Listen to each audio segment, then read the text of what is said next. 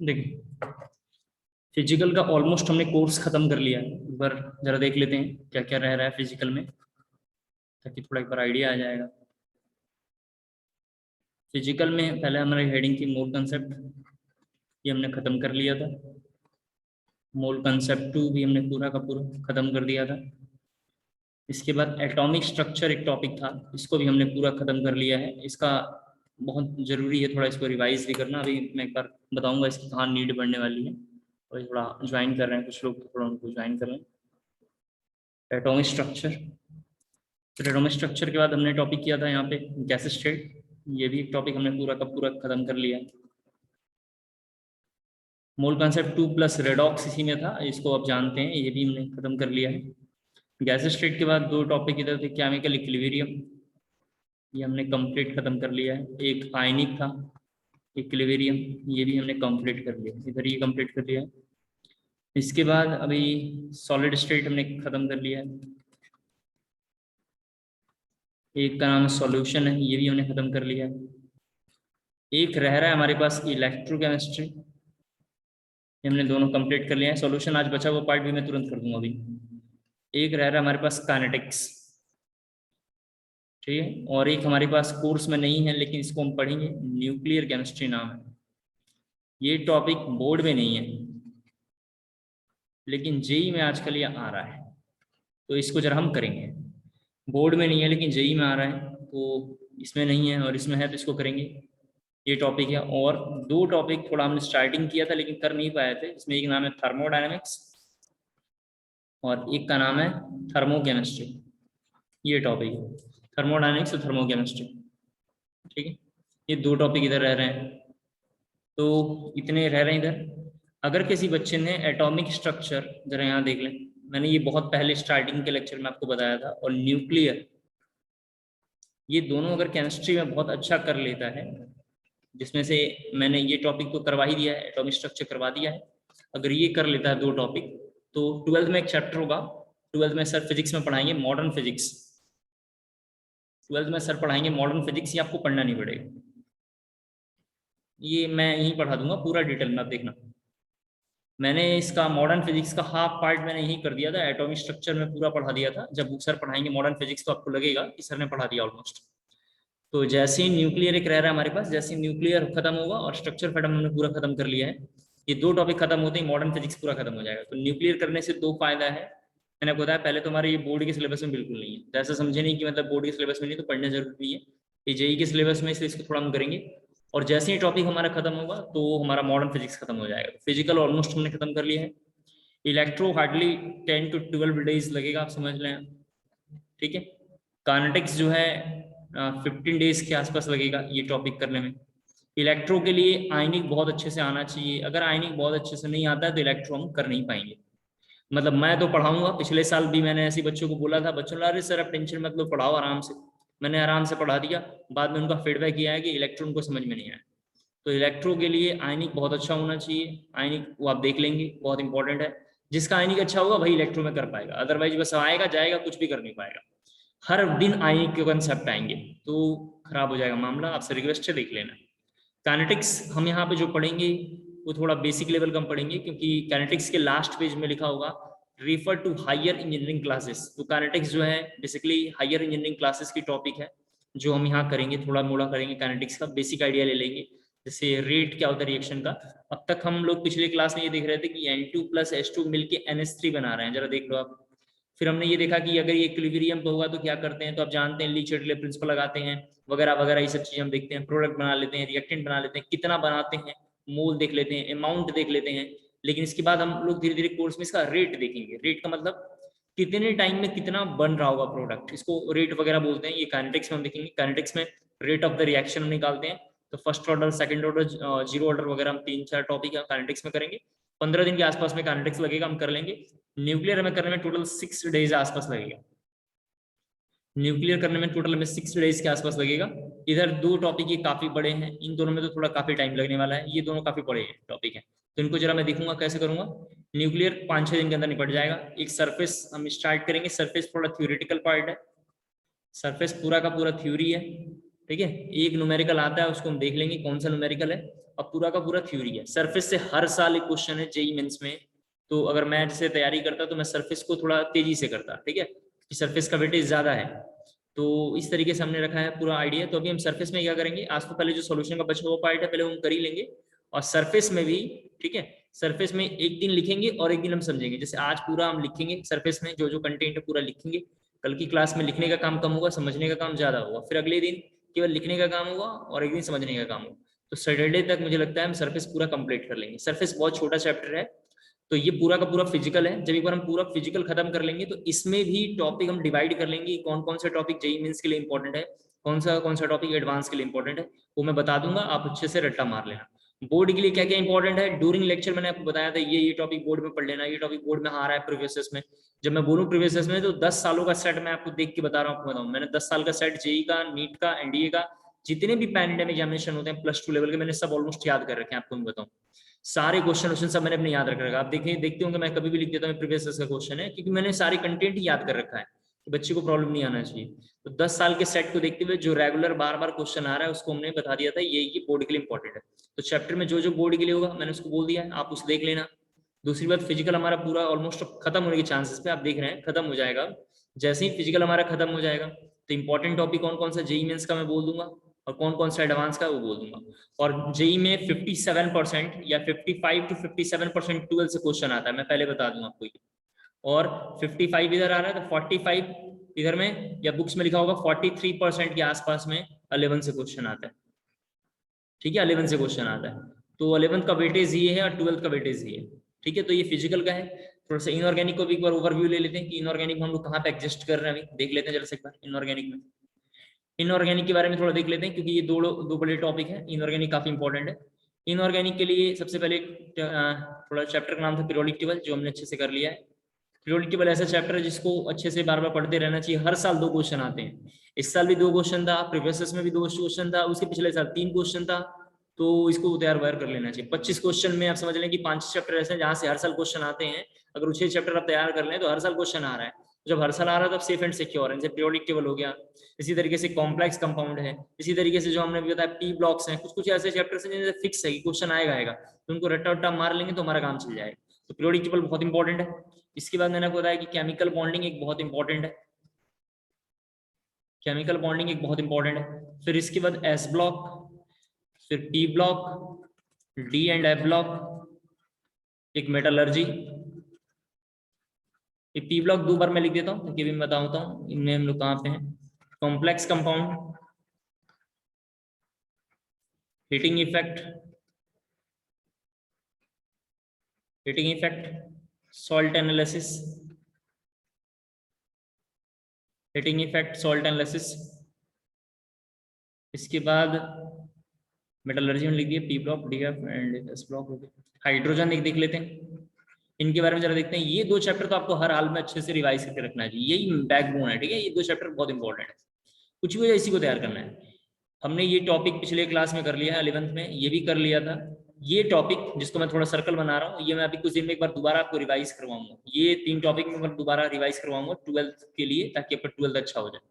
जब ये सारे टॉपिक इधर वाले अच्छे हो जाएंगे, जो ब्लॉक केमिस्ट्री इसको बोलते हैं, ठीक है, ब्लॉक केमिस्ट्री बोलते हैं, अगर ये आपके जब अच्छे हो जाएंगे तो आप इसको केवल एनसीईआरटी से पेंसिल से प्रूफ रीडिंग कर लेना। एनसीईआरटी प्रूफ रीडिंग केवल इसको करना है पेंसिल से, क्योंकि लास्ट के 10 इयर्स के पेपर उठा के बोर्ड में अगर आप देखेंगे और जेईई मेंस में अगर देखेंगे लास्ट 10 इयर्स में से, तो हु बहु वही लाइन, अगर आप लाइन ढूंढ नहीं पाते हैं तो मैं पेज नंबर के साथ आपको बता दूंगा, क्योंकि मेरे को पूरा पेज नंबर के साथ कंटेंट याद रहता है। मैं बता दूंगा, आप देख लेना, बिल्कुल वही क्वेश्चन आया हुआ है। तो ब्लॉक केमिस्ट्री में पूरा का पूरा एनसीईआरटी से क्वेश्चन आएगा, तो मैंने हालांकि सब पढ़ा दिया है। फिर एनसीईआरटी में केवल और केवल पेंसिल लेकर प्रूफ रीडिंग कर लेंगे तो आपको आइडिया आ जाएगा कि सर ने ये टॉपिक करवाया है, ये टॉपिक करवा दिया है, ये नहीं करवाया है, ये थोड़ा मोड़ा आपको आइडिया आ जाएगा। तो ये हमारा हो जाएगा। हीटिंग इफेक्ट मैंने आपको पढ़ा दिया पूरा डिटेल में। हीटिंग इफेक्ट डायरेक्ट नाम कोई चैप्टर नहीं है एनसीईआरटी हीटिंग इफेक्ट नाम का, लेकिन आप जानते हैं हीटिंग इफेक्ट में जितनी भी चीजें हमने लिखी हैं, कार्बोनेट कैसे ब्रेक करेगा, सल्फेट कैसे ब्रेक करेगा, इस तरीके से हमने पढ़ लिया है। हीटिंग इफेक्ट का ब्लॉक केमिस्ट्री में यूज है। जब हम पी ब्लॉक क्लास 12 का पढ़ेंगे, क्लास 12 के पी ब्लॉक से बहुत ज्यादा क्वेश्चन आते हैं, रिएक्शन याद करने के लिए बच्चों को। बच्चा रिएक्शन जो याद कर नहीं पाता, तो हीटिंग इफेक्ट से सारे क्वेश्चन है। तो अगर हमारा हीटिंग इफेक्ट अच्छा है तो हम ब्लॉक केमिस्ट्री अच्छा कर पाएंगे। हीटिंग इफेक्ट लास्ट ईयर मैंने पढ़ा दिया है, 11th में आपको पढ़ाया था। और हीटिंग इफेक्ट के कुछ क्वेश्चन जिसका आंसर मैंने आपको बोला नहीं था, जब ये चैप्टर मैं पूरा कोर्स जब खत्म करने के चांसेस पे रहूंगा, जब इनऑर्गेनिक पूरा खत्म होगा, तो मैं आपको खुद बोल दूंगा कि किसका किसका मैंने सॉल्यूशन छोड़ दिया था वो बताइए। आप हीटिंग इफेक्ट तुरंत बोलना, उसका आंसर कर देंगे। हाइड्रोजन मैंने पूरा पढ़ा दिया। हाइड्रोजन से डायरेक्ट क्वेश्चन जो आता है उसका नाम है 2 साल में कंटिन्यू, इस साल और इसके पिछले साल में 2 क्वेश्चन आया हुआ हाइड्रोजन से, इससे पिछले सालों से नहीं आ रहा था। तो अब हाइड्रोजन से भी क्वेश्चन आता है, जिसका नाम था पिछले क्लास में पूछा हुआ था, मतलब 2019 और 18-19 सेशन में, 18-19 सेशन में पूछा हुआ था हाइड्रोजन से। Hardness and softness of water से पूछा हुआ था। Hardness and softness of water से क्वेश्चन था, तो उसको हमने मोल कंसेप्ट 2 में कर लिया है।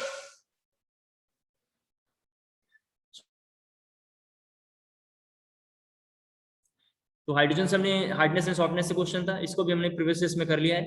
सॉल्ट एनालिसिस हमने कुछ आगे बढ़ के रोक लिया था, तो सॉल्ट एनालिसिस भी हम करेंगे। मैं एक बार फिर से बोल दूं, हाइड्रोजन नाम, हीटिंग इफेक्ट नाम का कोई चैप्टर हमारे कोर्स में नहीं है, लेकिन हीटिंग इफेक्ट पढ़ने से P block, S block, D and F, metallurgy आसान हो जाएगा, इसको थोड़ा हम पढ़ेंगे। सॉल्ट एनालिसिस नाम का भी कोई हमारे कोर्स में चैप्टर नहीं है, लेकिन सॉल्ट एनालिसिस करने से क्या फायदा होगा जरा मैं आपको समझा देता हूँ। सॉल्ट एनालिसिस प्लस पीओसी करने से, प्रैक्टिकल ऑर्गेनिक केमिस्ट्री करने से 12th बोर्ड का प्रैक्टिकल हो जाएगा।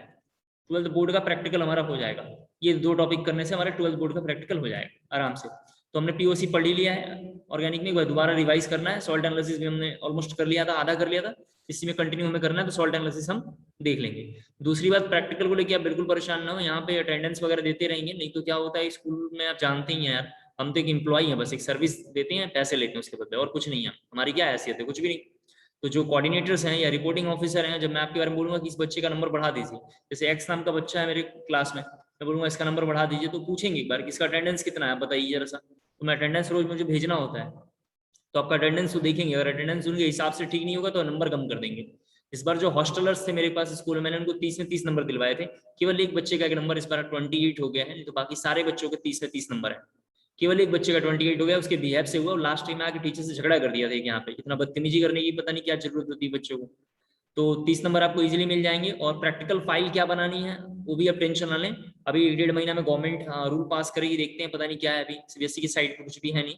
जैसे ही आपको प्रैक्टिकल का फाइल हमें मिलेगा, मैं कंटेंट भी आपको एज इट इज भेज दूंगा, पूरा कंटेंट आपको एज इट इज कॉपी कर देना है, सब कुछ एज इट इज कॉपी कर देना, कोई ज्यादा दिमाग लगाने की जरूरत नहीं है।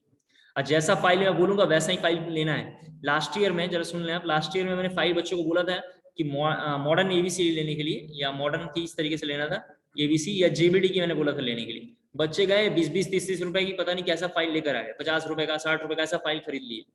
और मुझे क्या प्रॉब्लम है, मेरे घर में तो पैसे जा नहीं रहे, लेकिन उन्होंने खरीद लिया।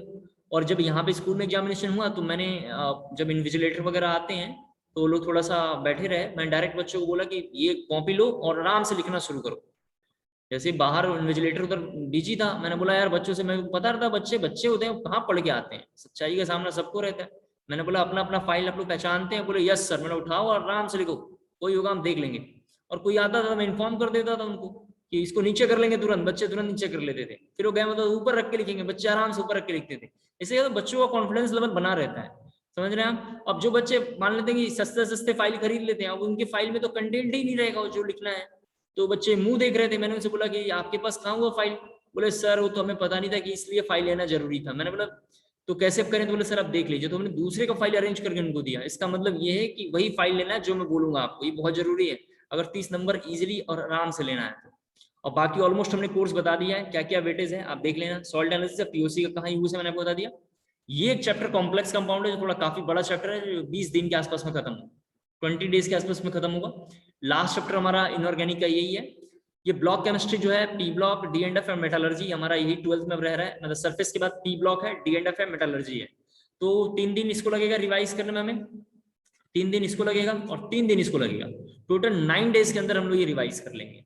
3-3-3 टोटल 9 डेज के अंदर ये हमारा कंप्लीट का कंप्लीट रिवीजन हो जाएगा। इसका मतलब जो है आप समझ रहे हैं, कमिंग वीक में, कमिंग वीक के फिर अगले वीक तक आसपास में आते आते, मतलब ये 4 to मान लेते हैं 10 सेशन, और मतलब 12-13-14 तक आते आते मई तक में ये पूरा का पूरा हमारा ब्लॉक केमिस्ट्री भी खत्म हो गया होगा। फिर हमारे पास एक बस कॉम्प्लेक्स बचेगा और इसके बाद काइनेटिक्स और इलेक्ट्रो बचेगा। तो इनमें जो आप लोग बताएंगे, जो आपको लगता है कि आसान टॉपिक से करना चाहिए तो आसान करेंगे, लगता है मुश्किल से करना चाहिए तो मुश्किल से करेंगे। आसान से बोलेंगे तो कॉम्प्लेक्स शुरू करेंगे, मुश्किल से बोलोगे तो इलेक्ट्रो शुरू करेंगे। जो आपको लगेगा आप वो बताना, वही शुरू करेंगे, ठीक है। वापस जरा सब आते हैं सॉल्यूशन पे अपने, ठीक है। सॉल्यूशन पे अब आ जाइए वापस, देखिए आप यहाँ पे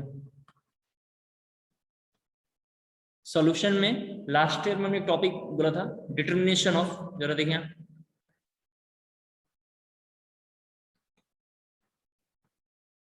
determination of RLVP relative lowering vapour pressure of या बाई यहाँ पे लिखा हुआ Ostwald walker process, Ostwald walker process इसका नाम था। हम लोग इसकी थ्योरेटिकल पार्ट को करेंगे, ठीक है। एक बार दोबारा बोल दूं, Ostwald process, Ostwald walker process मैंने लास्ट ईयर में सोचा था पढ़ाने के लिए एक बैच में, जिसमें 12th जो भी हैं पढ़ते पढ़ते तो है नहीं, बोले सर आप रहने दीजिए ज्यादा हो गया है, तो उनको हमने पढ़ाया नहीं, उस टाइम पे हमने छोड़ दिया था। तो ओस्टवाल्ड वाकर प्रोसेस हमने छोड़ दिया था, इमिसिबल लिक्विड उनको हमने छोड़ दिया था, वो पढ़ाया नहीं था। ओस्टवाल्ड प्रोसेस हमारी एनसीईआरटी में मैंने देखा था, कल देखा था, एक छोटा सा एक लाइन बस वहां पे लिखा हुआ है, ठीक है। तो हम यहाँ पे ओस्टवाल्ड वाकर प्रोसेस को पूरा डिटेल में 4-5 एग्जाम्पल लेके 4-5 केसेस में देखेंगे कि ओस्टवाल्ड वाकर प्रोसेस है क्या, तो थोड़ा हमें और आइडिया आ जाएगा। दूसरी बात, इसके न्यूमेरिकल हम नहीं करेंगे, इसका न्यूमेरिकल अगर एग्जामिनेशन में आएगा तो आप देखेंगे, लेकिन अभी हम नहीं करेंगे। और थर्ड इंपॉर्टेंट बात, लास्ट 10 ईयर्स में जेई में या अगले मतलब पिछले 10 साल के अलावा पिछले 15 साल में भी अगर हम जेई में जाके देखेंगे तो मेंस और एडवांस सिलेबस में कभी भी ओस्टवाल्ड वाकर प्रोसेस से क्वेश्चन नहीं है। जे एडवांस में या जेई मेंस में लास्ट 15 ईयर्स अगर हम जाके देखें तो इनमें एक भी क्वेश्चन इस टॉपिक से नहीं है, इसलिए इस टॉपिक का उतना इंपॉर्टेंस नहीं है, लेकिन चूंकि एनसीईआरटी में एक लाइन लिखी हुई है इसलिए इसको पूरा डिटेल में हम लोग यहाँ पे देखेंगे। तो एक बार जरा से इसको करते हैं, फिर थोड़ा थोड़ा और आइडिया आ जाएगा। देखो यहाँ पे क्या आएगी, लिखना इट इज एक्सपेरिमेंटल मेथड, लिखना थोड़ा, it is experimental method for determination of RLVP, it is experimental method for determination of RLVP, it is the experimental method of, experimental method for determination of RLVP, RLVP capital letter में relative lowering vapor pressure, relative lowering vapor pressure, ठीक है। पहले हम एक बार आसान concept से जरा समझ लेते हैं, फिर थोड़ा हम लोग जो हमारा कंसेप्ट एनसीईआरटी में उसको देखेंगे। आसान कंसेप्ट जरा देखो, कंटेनर है हमारे पास, आप कंटेनर सीधा बनाना, हमारे पास ऐसा बन रहा है, आप देखिए इस कंटेनर में एक सॉल्यूशन यहाँ पर रखा पड़ा हुआ है। आप जानते हैं सॉल्यूशन के लिए हमने 2 लाइन क्यों बनाया है, सॉल्यूशन है, और चूंकि जब सॉल्यूशन है तो इसका जो वेपर प्रेशर होगा वो P0A नहीं हो सकता, वो कौन होगा, PA होगा। पिछले क्लास में हमने देखा है रिलेटिव लोअरिंग वेपर प्रेशर किसके लिए निकालते हैं, अगर आपको नोट्स थोड़ा मोड़ा रिकॉल हो और अच्छे से याद हो तो रिलेटिव लोअरिंग वेपर प्रेशर उसके लिए निकालते हैं जिसमें एक नॉन वोलेटाइल सॉल्यूट हो और वोलेटाइल एक सॉल्वेंट हो, आप जानते हैं अच्छे से। जैसे हम निकालेंगे तो VP इक्वल टू PA लिखा हुआ है, क्योंकि आप जानते हैं P0A 100% नहीं हो सकता, P0A तब होता है यहाँ पे जब यहाँ पे 100% सॉल्यूशन की जगह पे सॉल्वेंट होता है, प्योर सॉल्वेंट होता है, लेकिन यहाँ पे सॉल्यूशन है तो इस तरीके का है, ठीक है। दूसरी बात कि यहाँ पे इस तरीके से एक और इस तरीके से इन दोनों साइड में वायर टाइप का लगे होंगे, या इसको बुक्स में ट्यूब लिखा होगा वहां पे, और इसको बल्ब लिखा होगा, इसको लिखा होगा बल्ब, मैं थोड़ा यहाँ लिख देता हूँ बल्ब, बल्ब A मान लेते हैं इसका नाम, ठीक है। और यहाँ से ड्राई एयर हम पास करेंगे, यहाँ से हम ड्राई एयर पास करेंगे, जिसको आज अब थोड़ा हम लोग बोला करेंगे DA, यहाँ पे टॉपिक में थोड़ा बोला करेंगे D। जैसे DA यहाँ पास करेंगे तो क्या होगा, ड्राई एयर यहाँ पे आएगा, ड्राई एयर का बस एक ही काम है, आना और जाना बस, जिधर से पाइप लगी हुई होगी उधर से ड्राई एयर मतलब इनसाइड होगा, और जिधर फिर से पाइप लगी होगी ड्राई एयर उधर से बाहर निकल जाएगा। ड्राई एयर का बस इतना ही काम है, आना और फिर बाहर जाना। जब ड्राई एयर यहाँ से आके जब दूसरी बार में यहाँ से ड्राई एयर बाहर निकलने की कोशिश करेगा तो ऐसे केस में जो प्रेशर होगा, ड्राई एयर का जो प्रेशर हो कितना है, PA है। PA का मतलब है प्रेशर ऑफ एयर, PA का मतलब यहाँ लिखा हुआ प्रेशर ऑफ एयर। तो ड्राई एयर का यहाँ जब पास होगा, फिर से पास होने का मतलब जब इधर से फिर से ऐसे पास हो रहा होगा, तो ऐसे केस में क्या होगा, प्रेशर PA प्लस VP, या बुक्स में लिखा होगा PA प्लस PA। यहाँ पे लिखा हुआ है PA का मतलब है यहाँ पे sorry pressure of air, plus यहाँ पे लिखा हुआ है पार्शियल प्रेशर ऑफ A, यहाँ पे क्या लिखा हुआ है, पार्शियल प्रेशर ऑफ A। दोबारा एक बार बोलता हूँ, एक सॉल्यूशन हमारे पास है, सॉल्यूशन के बारे में भी कुछ भी पता नहीं है, हम 3-4 केसेस करके देख लेंगे तो थोड़ा हमें क्लियर हो जाएगा। उस सॉल्यूशन में हमने 2 इस तरीके का टेस्ट ट्यूब टाइप का कुछ हमने लगा दिया है, और एक साइड से हमने ड्राई एयर पास किया हुआ। जैसे ड्राई एयर पास करेंगे तो इनसाइड आएगा, इनसाइड आने के बाद क्या करेगा, उसको वेपर प्रेशर में मिक्स होगा, वेपर प्रेशर को क्या करेगा, यहाँ से वेपराइज करने की कोशिश करेगा, यहाँ से क्या करेगा, वेपराइज करने की कोशिश करेगा। जब वेपराइज करेगा तो ऊपर लेके जाएगा, फिर वो बाहर निकलेगा, निकलते टाइम क्या होगा, जो प्रेशर अब होगा वो ऑलरेडी पहले से एयर तो है ही है, एयर के साथ साथ वेपर प्रेशर भी वहां से बाहर निकलेगा। तो एयर प्लस वेपर प्रेशर का नाम हमने PA से डिफाइन कर लिया है, तो दोनों का जो सम होगा वो क्या होगा, प्रेशर होगा। तो ऐसे केस में क्या होगा, जब ये वेपर प्रेशर यहाँ से बाहर निकलेगा, जरा देखिए आप, ये जो वेपर प्रेशर यहाँ से बाहर निकलेगा, इस वेपर प्रेशर के बाहर निकलने से क्या होगा, अमाउंट ऑफ, या हम बोल सकते हैं वेट ऑफ एयर की जो वैल्यू होगी वो बढ़ जाएगी। वेट ऑफ एयर की वैल्यू क्या होगी, बढ़ जाएगी। इसका मतलब वेट ऑफ एयर कैसे बढ़ रहा है, सॉल्यूशन के वेट कम होने से बढ़ रहा है, क्योंकि यहाँ से मॉलिक्यूल वेपराइज हो रहा है। उम्मीद करता हूँ शायद समझ पा रहे होंगे। यहाँ से मॉलिक्यूल वेपराइज हो रहा है, तो ऐसे केस में मैं बोलूंगा वेट ऑफ सॉल्यूशन डिक्रीजेस, या वेट ऑफ सॉल्यूशन क्या होगा, कम हो जाएगा। वेट ऑफ सॉल्यूशन यहाँ पे क्या होगा, कम होने वाला है। इसके बारे में लेके थोड़ा हम कैलकुलेट वगैरह करेंगे। तो बुक्स में डायरेक्ट लिखा होगा PA is directly proportional to X. X क्या लिखा हुआ है यहाँ पे, कितना वेट डिक्रीज कर रहा है, ठीक है, डिक्रीज वेट लिख देता हूँ, decrease weight equal to X books में लिखा हुआ होगा। तो हम इसको डिफाइन भी अगर करना चाहते हैं तो मैं यहाँ प्रूफ जरा करके दिखा देता हूँ। एनसीईआरटी में डायरेक्ट लिखा होगा, मैं यहाँ प्रूफ करके दिखाता हूँ। हमें पता है कि पीवी इक्वल टू एनआरटी होता है, तो पी ए लिख सकता हूँ यहाँ पे, और V as it is constant है। वी कॉन्स्टेंट इसलिए है, वी का मतलब होता है वॉल्यूम, वॉल्यूम यहाँ पे कॉन्स्टेंट इसलिए है क्योंकि ड्राई एयर आया और ड्राई एयर बाहर निकल गया। वॉल्यूम में चेंजेस तब होता है जब कुछ आगे एडिटिव प्रॉपर्टी यानी ऐड होता है। यहाँ पे ड्राई एयर एक टेस्ट ट्यूब से तो आ रहा है, एक ट्यूब से आ रहा है, लेकिन दूसरे ट्यूब से यहाँ से बाहर निकल रहा है, दूसरे ट्यूब से बाहर निकल गया है। तो जो इस कंटेनर में अगर हम चेंजेस के बारे में बात करेंगे, उस एयर के आने से चेंजेस होता जब वो एडिटिव प्रॉपर्टी होता, लेकिन वो फिर से बाहर निकल रहा है। इसका मतलब ये हो रहा है कि उसमें वॉल्यूम जो होगा कांस्टेंट होगा, जो पहले था वही रह जाएगा। अगर मैं मोल के बारे में बात करूंगा तो मोल के बारे में जरा देखो, यहाँ पे मोल का फॉर्मूला होता है वेट बाई मॉलिक्यूलर वेट, हम जानते हैं, और आरटी यहाँ पे लिखूंगा। आर यूजीसी है, यूनिवर्सल गैस कांस्टेंट है, और टी का मतलब टेम्परेचर है। आर की वैल्यू जो होती है टेम्परेचर पे डिपेंड करता है, या डेल्टा एच पे डिपेंड करता है कि कैलोरी में लेना है या मतलब किस पे लेना है, उस पर डिपेंड करता है। हमने पिछले क्लास में देखा है 0.08 लेना है या 2 लेना है, ये कैसे आर पे डिपेंड करता है, हमने देख लिया है।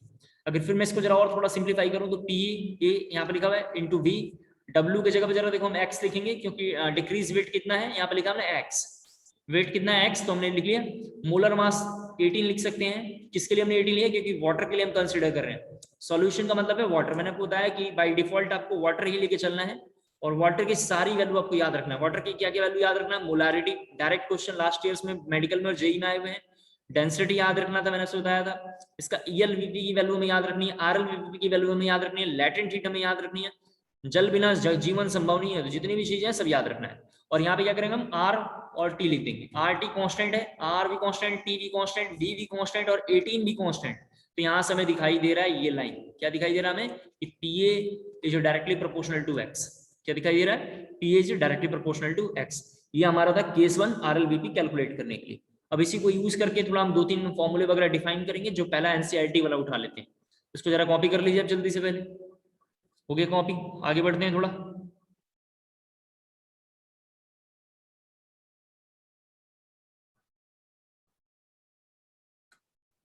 देखिए दूसरा केस देखते हैं एक बार। एनसीईआरटी ने क्या किया है, 2 कंटेनर लिया इस पर उसने। हमने एक कंटेनर से समझने की कोशिश करी थी, एनसीईआरटी ने से 2 कंटेनर लिया। एक बार मैं सब समझा के लाता हूँ, फिर मैं बताऊंगा मैं कैसे इस क्वेश्चन को करता हूँ, मतलब इन केस जब भी अगर आएगा एग्जामिनेशन में तो। और उसने क्या किया है, यहाँ पर सॉल्वेंट लिया है। मैं 4 केसेस अलग अलग कर करके दिखाऊंगा, आप देख लेना, ठीक है। और यहाँ पे उसने सॉल्यूशन लिया है। यहाँ पे इस तरीके से उसने ड्राई एयर को पास किया है, और ये जो यहाँ से ट्यूब बाहर निकल रही थी उसको इससे कंबाइन कर दिया है।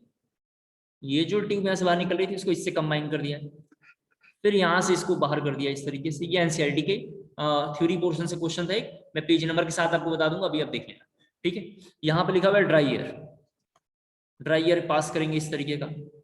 जब ड्राई एयर पास करेंगे तो यहाँ जो वेपर प्रेशर था ऑलरेडी सॉल्यूशन का, जो वेपर प्रेशर है वो वेपर प्रेशर कितना है, टीए।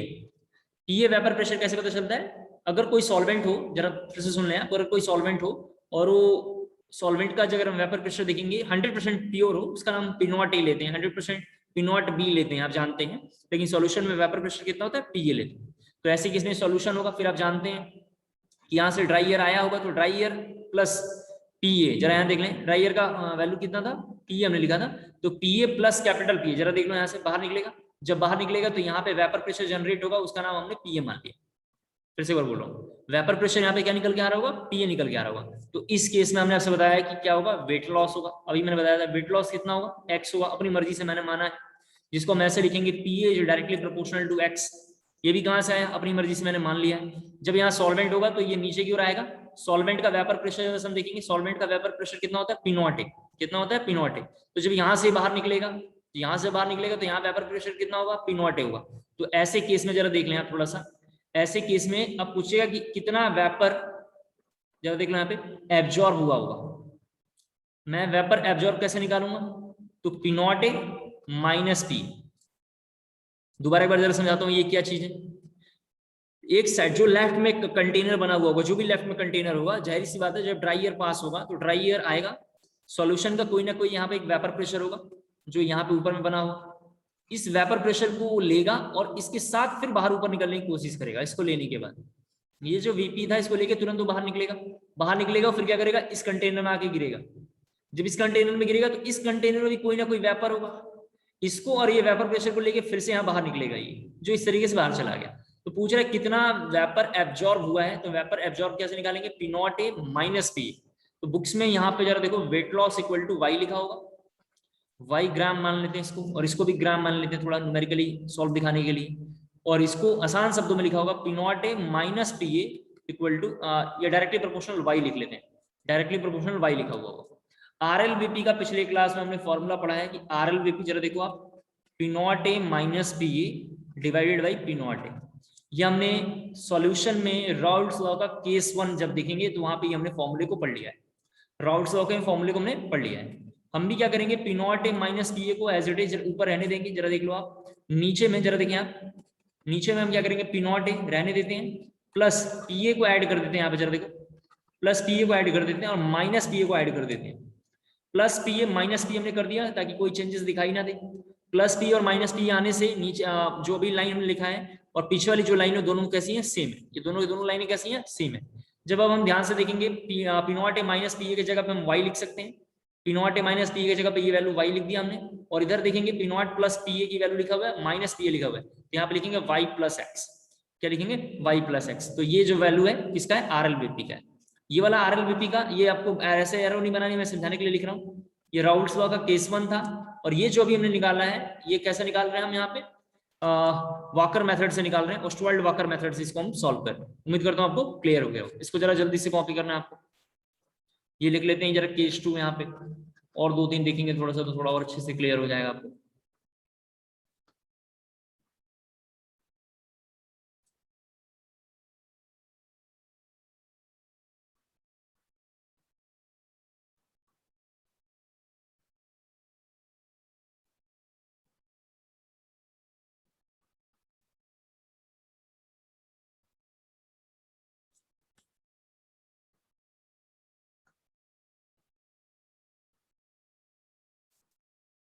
कर लिया आप लोगों ने,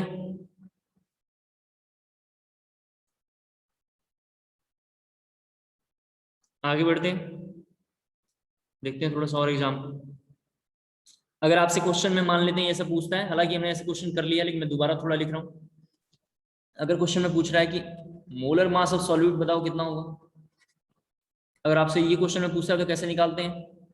आपको तो पता है कि R L V P equal to P naught A minus P A divided by P naught A होता है, ये हमने पिछले क्लास में देखा है, इक्वल टू हमने पिछले क्लास में देखा है एक्स बी होता है, कितना होता है, एक्स बी होता है। तो एक्स बी आपको पता है ये भी कितना होता है, एन ए, और नीचे में N A plus N B होता है। इस हेल्प से हम क्या करेंगे, molar mass of solute easily हम कैलकुलेट कर पाएंगे। क्या करेंगे, मोलर मास इजीली कैलकुलेट कर पाएंगे। पिछले क्लास में इसको हमने थोड़ा करके आपको दिखाया था, आरएलवी में बड़ा सा न्यूमेरिकल हमने करके देखा था। केस 3 जरा चलते हैं, केस 3 देखते हैं जरा सा। ये N A plus N B हमने करा है, ये एक्स के लिए, अगर आप एक्स बी के लिए निकालना चाहते हो तो क्या होगा, एन बी और नीचे में क्या होगा, N A plus N B. अब जानते हैं जिसका भी मोल फ्रैक्शन निकालना होता है, मोल फ्रैक्शन का ये फॉर्मूला होता है। केस 3 देखते हैं एक बार जरा सा।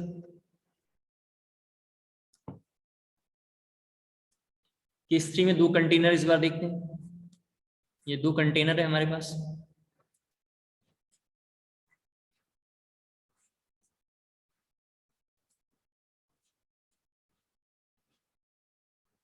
यहाँ पे ड्राई एयर है, ठीक है, और इस कंटेनर को इससे कनेक्ट कर देते हैं।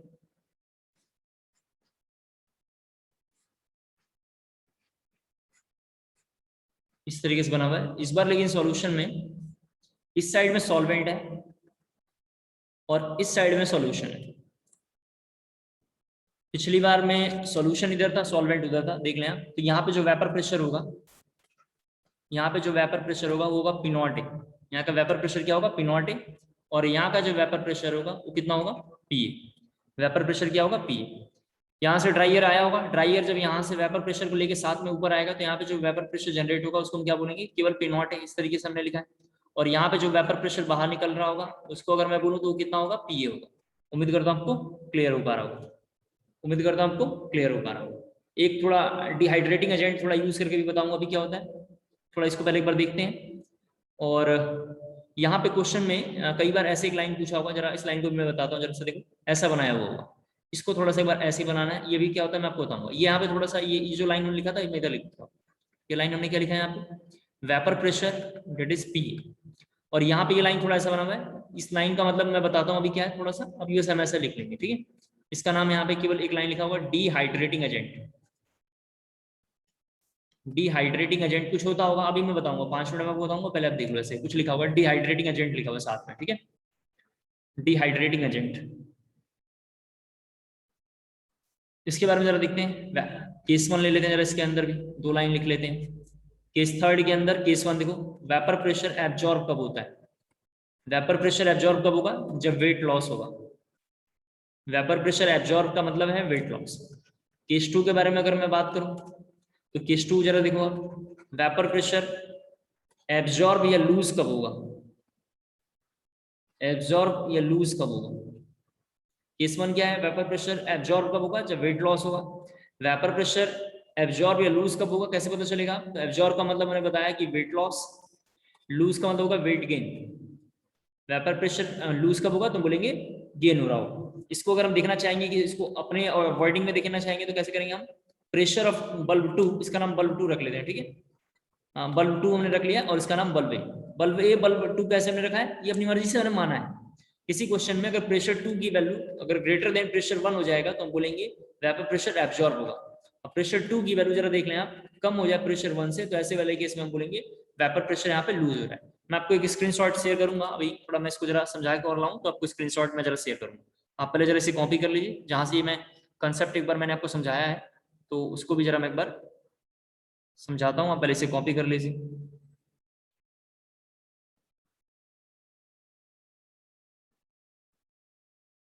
ठीक है, थोड़ा डिहाइड्रेटिंग एजेंट देख लेते हैं, फिर केस फोर जरा देखेंगे। डिहाइड्रेटिंग एजेंट थोड़ा सा देखो क्या होता है।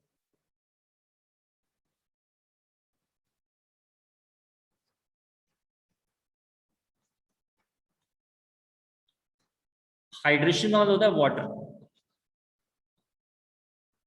मान लेते हैं जरा ऐसे लिख लेते हैं, ठीक है। थोड़ा इसको और अच्छे से मैं जरा लिख के बताता हूँ। हाइड्रेशन का मतलब होता है वाटर का ऐड होना, ठीक है, एडिशन ऑफ वाटर। केमिस्ट्री में जहाँ पे एसनेशन लगा हुआ उसका मतलब होता है ऐड करना। जैसे मैं और थोड़ा दिखाता हूँ, क्लोरीनेशन, जरा सब लिख लो, यानी क्लोरीन का ऐड होना, देख लो यहाँ पे। और भी जरा एग्जांपल देखते हैं, कार्बोक्सिलेशन, यहाँ पे जरा देखो आप, एशन मारा है ऐड होना, और कार्बोक्सिलेशन का मतलब CO2 होता है, तो CO2 का ऐड होना। ये सब काम करनी है, लेकिन मैं समझा रहा हूँ, एशन का मतलब होता है ऐड होना।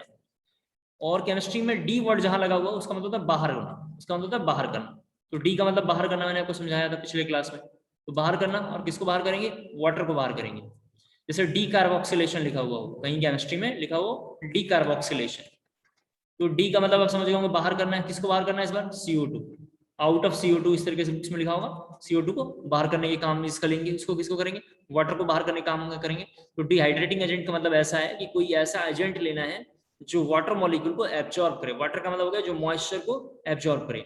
तो बुक्स में 2 एजेंट ऐसे होते हैं जो लिखे रहते हैं, कंसंट्रेटेड H3PO4, कंसंट्रेटेड H2SO4।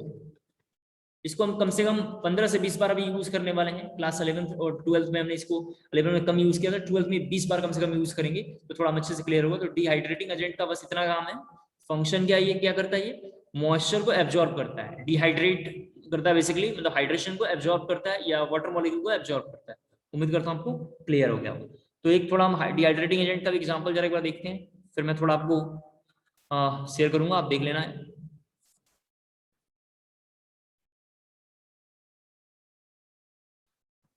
देखो, ये 2 कंटेनर है हमारे पास,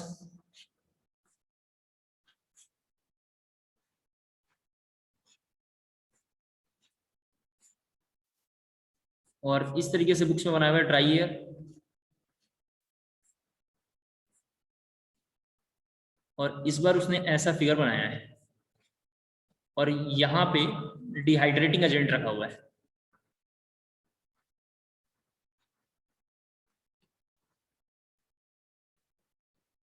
डिहाइड्रेटिंग एजेंट यहाँ पे रखा हुआ है, फिर यहाँ पे डिहाइड्रेटिंग एजेंट रखा हुआ है।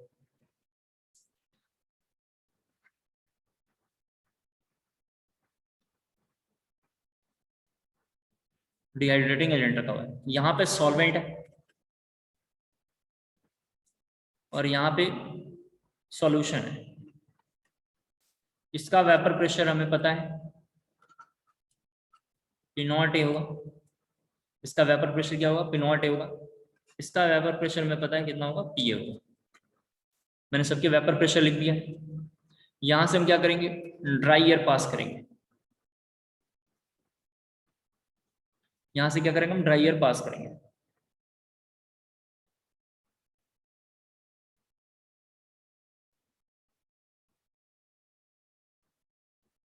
हो गया? इसको कॉपी करेंगे, तब तक मैं आपको जो स्क्रीनशॉट भी इसका शेयर करूँ। थोड़ा आपको ये देखता हूँ कहाँ पे लिखा हुआ हो। किसी कोचिंग के मटेरियल में देखते हैं। बंसल में तो ये नहीं लिखा हुआ है।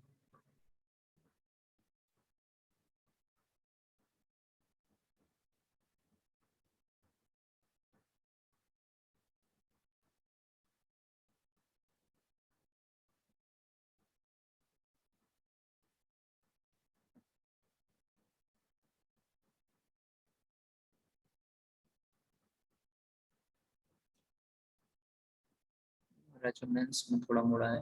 और अरे ये क्या हो?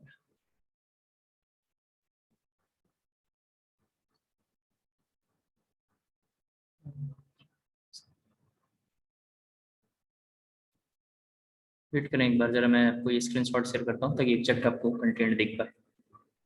तो फिर ये 2 मिनट का है बस काम, अब इसको हम कैलकुलेट कर लेंगे।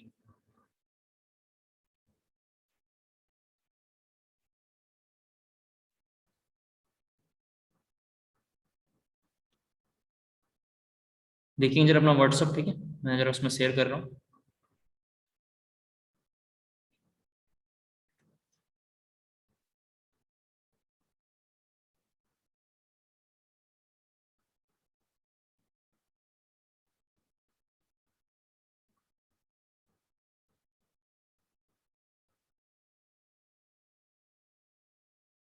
अपना व्हाट्सअप जरा देखेंगे। हमने एक कंटेंट वहां से कॉपी किया है। मतलब ऐसे ढूंढ रहा था मैं बंसल वंसल में मिल जाए, लेकिन उसमें नहीं था, तो हमने आपको स्क्रीनशॉट शेयर किया है।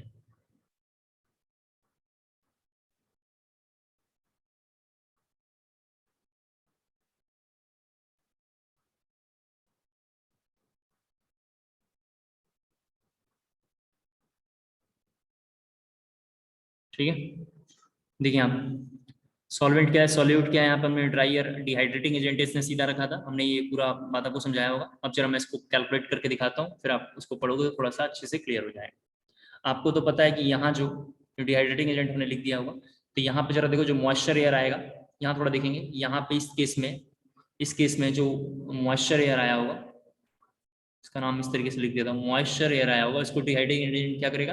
एब्जॉर्ब कर लेगा। कहानी खत्म। तो यहाँ पे जो प्रेशर डेवलप होगा, यहाँ पे जो वेपर प्रेशर होगा, केवल केवल क्या होगा? P नॉट ए। क्या होगा यहाँ पे? P नॉट ए। ये तो इस तरीके से कर लेगा। जब डिहाइड्रेटिंग एजेंट इसको एब्जॉर्ब करेगा, तो ऐसे केस में इसका डिहाइड्रेटिंग एजेंट का क्या होगा? वेट गेन कर जाएगा। W क्या होगा? इसका गेन कर जाएगा। और ऐसे केस में इसका क्या होगा? वेट लॉस होगा। इसका क्या होगा? वेट लॉस होगा। इसको हमने मान लिया है अपनी मर्जी से P naught as directly proportional to X. आप समझ पा रहे होंगे। P naught as directly proportional to X हमने मान लिया है। यहाँ जब सॉल्यूशन में इस तरीके से जब ये मॉलिक्यूल आया होगा वेपर, फिर से यहाँ पे इस तरीके से जाएगा, तो ऐसे केस में यहाँ भी जो मॉइस्चर होगा उसको भी ये क्या करेगा? एब्जॉर्ब कर लेगा। ये जो मॉइस्चर एयर होगा इसको डिहाइड्रेटिंग एजेंट क्या करेगा? एब्जॉर्ब कर लेगा। तो ऐसे केस में जो होगा, इस वाले केस में भी अगर हम इसका देखें, PA की वैल्यू देखेंगे, वो कितना होगा? डायरेक्टली प्रोपोर्शनल टू वाई ले लेते हैं। Directly proportional to Y. अगर इनको लेके हम जरा कैलकुलेट करेंगे, तो मैं ऐसे लिख सकता हूँ RLVP equal to P naught A minus PA, और नीचे में होता है P naught A equal to, मैं लिख सकता हूँ x माइनस वाई, और नीचे में लिखूंगा only y। x minus Y और बाई वाई लिखूंगा।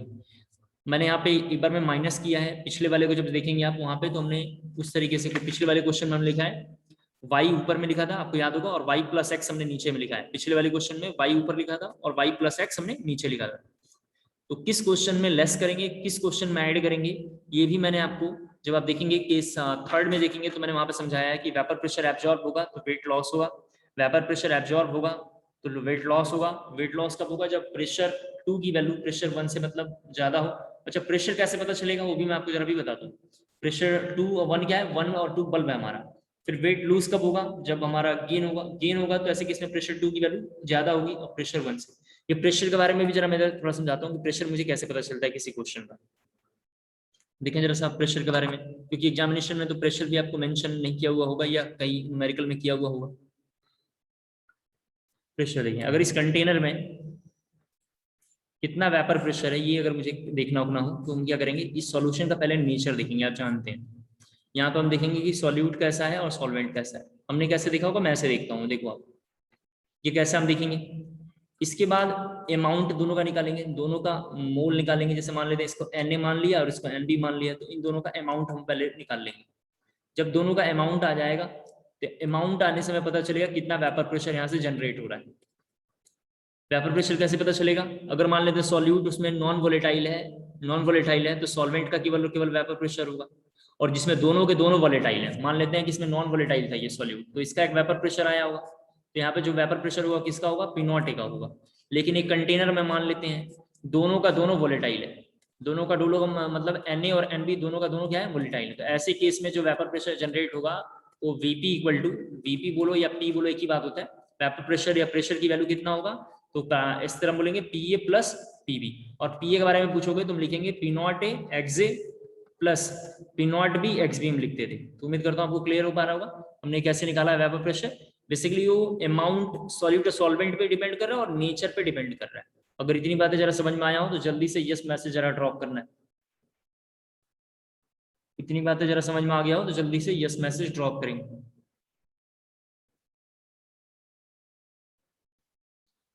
पोस्ट-वर्ल्ड वाकर प्रोसेस में क्या है, एक बार जरा मैं दोबारा बोल देता हूँ। कुछ नहीं है, एक मेथड है जिससे हम RLVP निकालते हैं, रिलेटिव लोअरिंग वेपर प्रेशर निकालते हैं।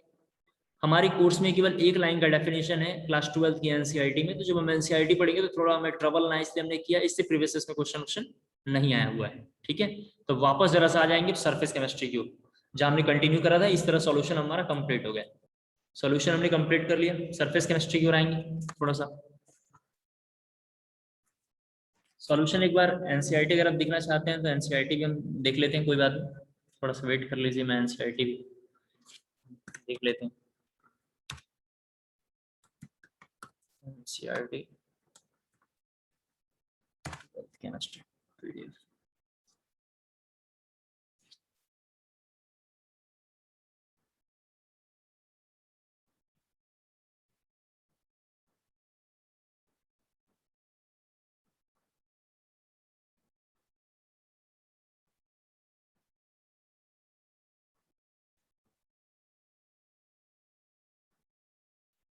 देखिए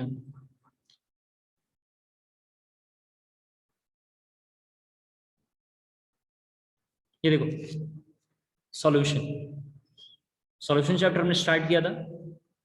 ये टाइप्स ऑफ सॉल्यूशन लिखा हुआ है पहला, थोड़ा इसको और बड़ा कर लेते हैं स्क्रीन।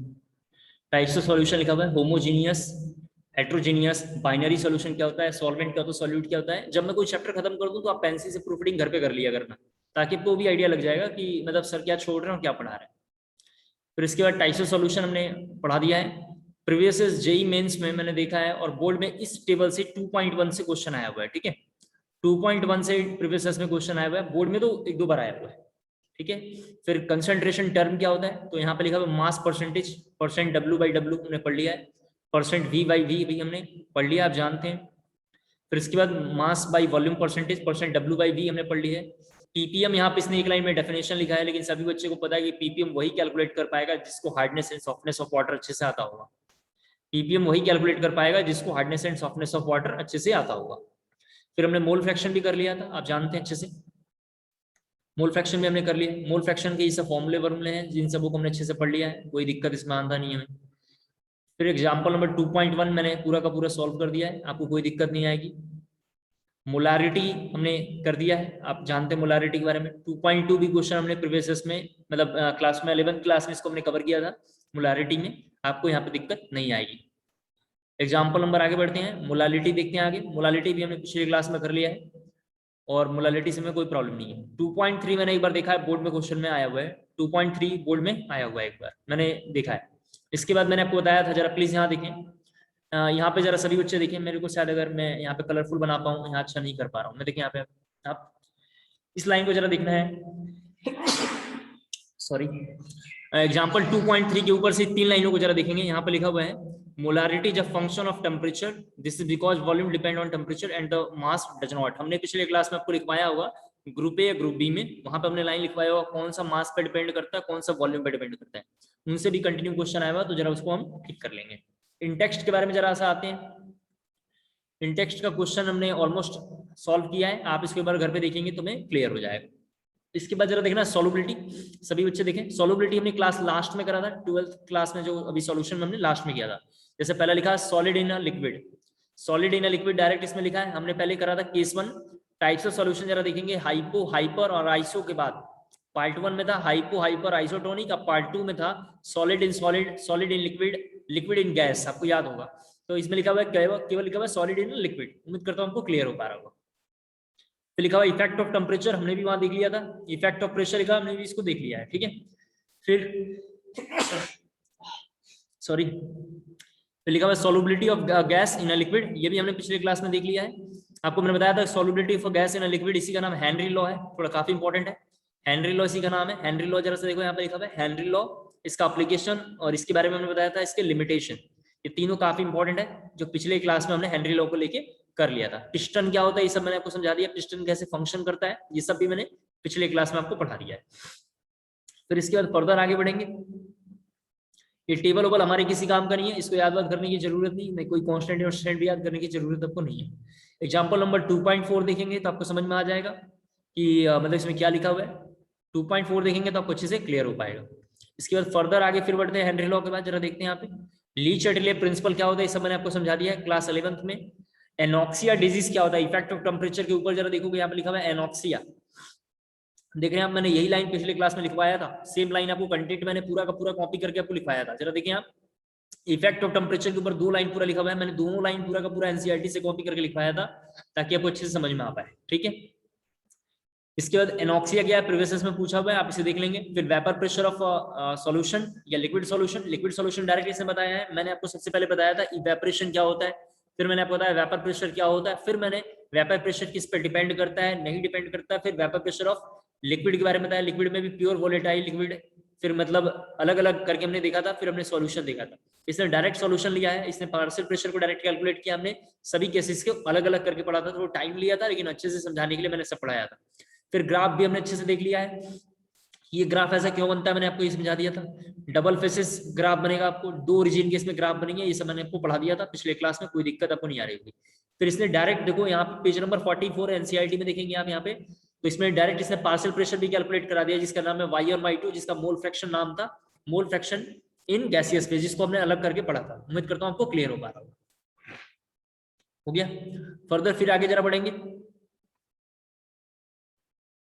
देखिए आप, हेनरी लॉ का राउल्स लॉ और हेनरी लॉ को इसने एक साथ कंबाइन करके देखा है, आप जब पढ़ेंगे तो आपको ये पूरी लाइन क्लियर हो जाएगी। मैंने इसको सेपरेट सेपरेट करके पढ़ाया, आपको कोई इसमें दिक्कत नहीं आएगा। फिर vapour pressure of solution of a solid and liquid, ये भी मैंने आपको अच्छे से पढ़ा दिया है, कोई इसमें दिक्कत नहीं आएगा, आप पढ़ेंगे आपको लगेगा इस सब सर ने पढ़ा दिया है, ठीक है। फिर ये ग्राफ है, हमने इसको भी देख लिया ग्राफ को। वेपर प्रेशर इसने जल्दी से खत्म कर दिया, लेकिन हमने वेपर प्रेशर के 3-4 केसेस देखे हैं कंटिन्यू, जिसमें आपको दिक्कत नहीं आ रही होगी। फिर ideal and non ideal solution इसमें लिखा हुआ है, हमने आइडियल सॉल्यूशन देखा है और नॉन आइडियल सॉल्यूशन भी हमने अच्छे से देख लिया कि आइडियल सॉल्यूशन क्या होता है और नॉन आइडियल सॉल्यूशन क्या होता है, हमने अच्छे से इनको देख रखा है। फिर इसके बाद फिर फर्दर आगे बढ़ेंगे। ये डबल फेसिस ग्राफ क्या है, ये आइडियल का ग्राफ ऊपर कैसे है, जैसे ये वाला ग्राफ पॉजिटिव डिविएशन का है, ग्राफ ए जो यहाँ पर लिखा हुआ है पॉजिटिव डिविएशन का है, ग्राफ ए पॉजिटिव डिवीजन है और ग्राफ बी जो है नेगेटिव डिवीजन है। नेगेटिव डिवीजन कब होता है, पॉजिटिव डिवीजन कब होता है, मैंने आपको बताया था पिछले क्लास में नेगेटिव पॉजिटिव डिवीजन क्या होता है।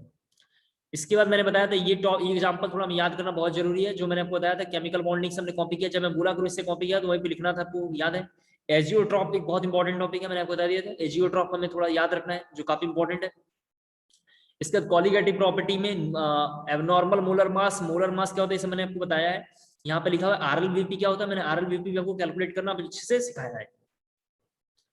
फिर इसके बाद अगर हम RLVP के बाद आगे बढ़ेंगे तो ELVP है, मैंने आपको ELVP पढ़ाया था। ELVP के बाद अगर हम आगे बढ़ेंगे, ELVP का ये सब ग्राफ वगैरह बहुत इंपॉर्टेंट है, क्लास 12 के बोर्ड के लिए बहुत इंपॉर्टेंट है। इव्यूलोस्कोपिक कांस्टेंट वगैरह भी थोड़ा याद रखना बहुत जरूरी है। इसके बाद डिप्रेशन इन फ्रीजिंग पॉइंट थोड़ा में याद रखना है, ये भी मैंने आपको पढ़ाया था। डिप्रेशन इन फ्रीजिंग पॉइंट में भी मैंने एक लाइन आपको लिखवाया था कि all colligative property dilute solution पे डिपेंड करता है, आपको मैंने बताया था डायरेक्टली प्रोपोर्शनल टू मोलालिटी। ये सब मैंने आपको पढ़ा दिया है, आप जानते हैं। इसका नाम क्रायोस्कोपिक कांस्टेंट था, जो मैंने आपको बताया था, याद रखना है, जो इसमें लिखा हुआ है, पढ़ लेंगे तो आपको थोड़ा आइडिया आ जाएगा। फिर इसके बाद थोड़ा और आगे हम बढ़ेंगे। ऑस्मोसिस एंड ऑस्मोटिक प्रेशर, इसने direct pi equal to HPG लिख दिया, है, ठीक है, या HGP लिख दिया, लेकिन हमने पूरा कैलकुलेट करके अच्छे से देखा था, आपको उम्मीद करता हूँ अच्छे से समझ में आ रहा होगा। रिवर्स ऑस्मोसिस क्या होता है, ये सब मैंने आपको अच्छे से पढ़ा दिया है। इसके बाद NCERT में कुछ भी नहीं है, देख रहे हैं आप, NCERT में कुछ भी नहीं है, लेकिन इन सभी टॉपिकों को हमने अच्छे से किया है। इसके बाद रिवर्स ऑस्मोसिस का एक फंक्शन है जो इन्होंने लिखा है, जिसको हमने अच्छे से कर लिया है। एबनॉर्मल मोलर मास मैंने कैलकुलेट करना आपको बताया था, कैसे निकालते हैं, ये सब एबनॉर्मल मोलर मास है, इसको मैंने बताया।